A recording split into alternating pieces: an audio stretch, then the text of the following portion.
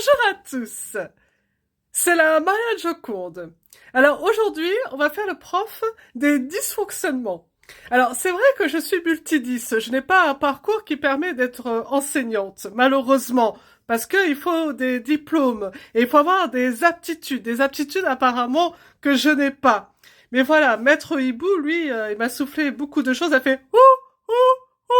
Il a fait ça, et puis en fait, oui, il y a beaucoup de choses où on fait ou, parce qu'on se dit, mais mince, il y a beaucoup de choses qui ne vont pas bien du tout. Alors déjà, la première remarque, c'est de vous dire, pendant des années, j'étais parent d'élèves, où je me suis dit, mais en fait, parent d'élèves, c'est ou, parce qu'en fait, vous pouvez parler, mais les mêmes problèmes persistent, parce qu'en fait, chacun veut défendre ses conditions de travail à son échelon, c'est-à-dire, je pense à moi, et puis qu'importe les autres. Et moi, ce que je constate, c'est plus le temps avance, plus ce sont les parents qui se suradaptent. Alors, vous allez me dire, oui, les professeurs sont aussi des parents qui eux-mêmes se suradaptent, mais à un moment donné, il faut aussi mettre à contribution les entreprises et trouver une organisation qui permet à tout le monde de bien s'entendre. Alors, je m'explique et je vais vous donner un exemple. Leçon numéro 1. Déjà, quand on a commencé sa journée, peut-être vers 7h ou 8h du matin, en fonction du moment où j'ai besoin d'arriver à l'heure pour commencer mon cours à 8h20, par exemple, ou 8h30, je peux pas me faire une journée entière et terminer à 20h. Ça devient une journée XXL. Alors, je sais qu'entre les conventions collectives ou selon le droit du travail, on peut avoir une amplitude entre 10 et 12 heures, mais on est bien d'accord que physiquement, qu'on ait des problèmes ou qu'on n'en ait pas, en termes de fatigabilité, ça ne tient pas. Donc il y a vraiment un problème.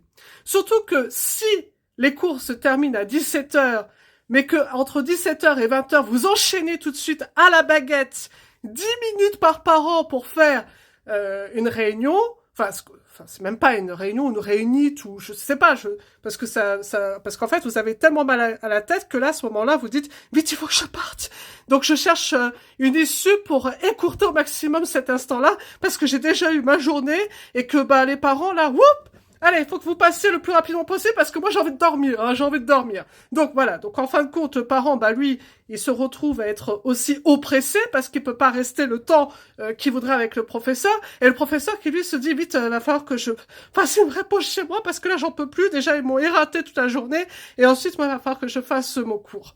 Alors, quelle est la règle dans tout ça? Quand on est capable de donner 3 jours pédagogiques, car tout le monde a le droit à la formation, toute la vie, etc., on peut banaliser 2 jours par an de réunions parents-professeurs avec orientation, où on prend le temps par élève de pouvoir discuter, échanger sur le cursus scolaire et de permettre aux entreprises de leur dire ce jour-là le parent ne viendra pas parce que il doit être présent pour son enfant en tant que responsable de l'éducation de son enfant à ce moment-là. Et le prof, lui, il n'a pas besoin de faire des horaires XXL pour aller faire ce qu'il a à faire, c'est-à-dire une restitution de son travail.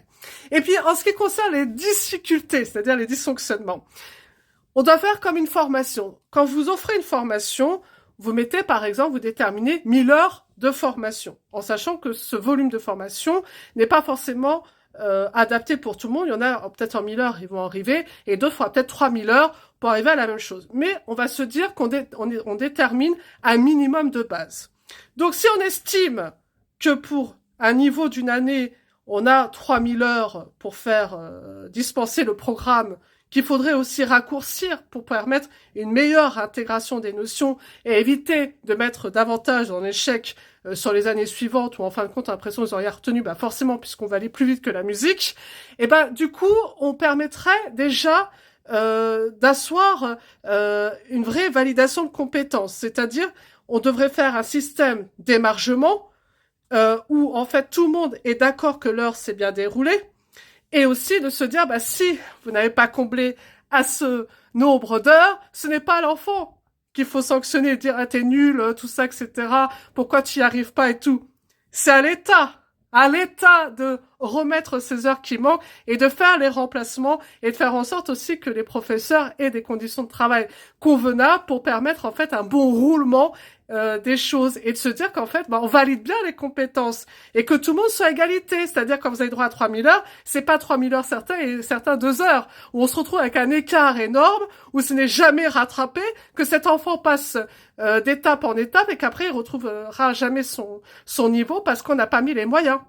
Donc, si on responsabilise chaque acteur dans l'éducation, eh ben, du coup, on arrivera à faire une cohésion. Ce qu'on appelle de la coéducation. C'est pas chacun dans son coin. C'est tout le monde ensemble. On en discute sur la table. Les conditions de travail, c'est commun. C'est comme être les conditions d'être parent. Parce que le parent qui a fait aussi sa journée de travail, il peut pas non plus être très concentré le soir à aller à droite, à gauche pour savoir, ah oui, c'est quoi, il s'en est où, je sais plus quoi que ce soit. Lui aussi, il explose. Donc, il faut attendre de respiration. Ouh. Le temps au temps. L'homme est constitué de cellules. Il est constitué d'informations. Et pour que ces informations soient intégrées, il faut le temps qu'elles soient intégrées. C'est pas juste j'injecte et ça y est, hop! Surtout que nous sommes tous différents. Donc, si on veut que ça arrête de dysfonctionner, il faut prendre en compte ces différences. Tout simplement. Alors, j'espère avoir été claire. C'était la Marianne Joconde.